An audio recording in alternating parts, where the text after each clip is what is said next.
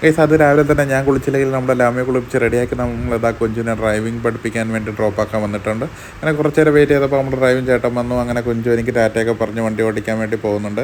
ആ സമയത്ത് ഞാൻ അവിടെ ഇരുന്ന് പോസ്റ്റാവെന്ന് വിചാരിച്ച് ഞാൻ തിരിച്ച് എൻ്റെ വീട്ടിലേക്ക് പോയിട്ടുണ്ടായിരുന്നു. അപ്പം ഈ കാണുന്നതാണ് എൻ്റെ വീടെന്ന് പറയുന്നത്.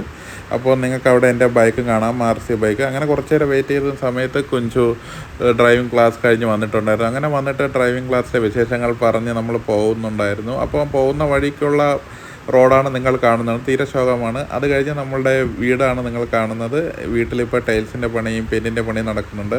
ആ സമയത്ത് കുഞ്ചുവിൻ്റെ ഉമ്മാക്ക് അങ്കമാടിയിൽ പോകേണ്ട ബസ് പോയിട്ടുണ്ടായിരുന്നു. അങ്ങനെ ഞാൻ കൊണ്ടാക്കാമെന്ന് പറഞ്ഞ് അങ്ങനെ നമ്മൾ 3 പേരും കൂടെ കൊണ്ടാക്കാൻ വേണ്ടി പോയിട്ടുണ്ടായിരുന്നു. അങ്ങനെ ഉമ്മ ടാറ്റയൊക്കെ പറഞ്ഞ് പോകുന്നുണ്ട്. തിരിച്ച് വരുന്ന സമയത്ത് ഞാൻ വിചാരിച്ചു കുഞ്ചുവിന് വണ്ടി കൊടുക്കാം, എങ്ങനെ ഉണ്ടെന്ന് നോക്കട്ടെ. പക്ഷേ ശരിക്കും ഞെട്ടിച്ചളഞ്ഞു. അടിപൊളിയായിട്ട് കുഞ്ചു ഓടിച്ചിട്ടുണ്ടായിരുന്നു. ജംഗ്ഷനിലൊക്കെ തിരിച്ച് വന്ന് നമ്മൾ തുമ്പിയായിട്ട് കുറച്ച് നേരം കളിക്കുകയൊക്കെ ചെയ്തു.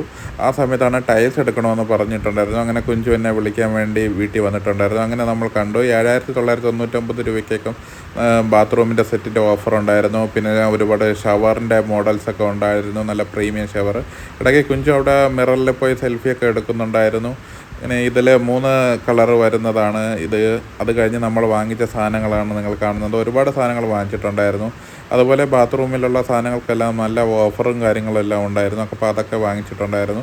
ഈ ഷവറാണ് എനിക്ക് കൂടുതൽ ഇഷ്ടപ്പെട്ടത് വാങ്ങിച്ചതിൽ. അത് കഴിഞ്ഞ് നമ്മുടെ ബില്ലാണ് വരുന്നത് 25,000 രൂപ അടുപ്പിച്ചായിട്ടുണ്ട്.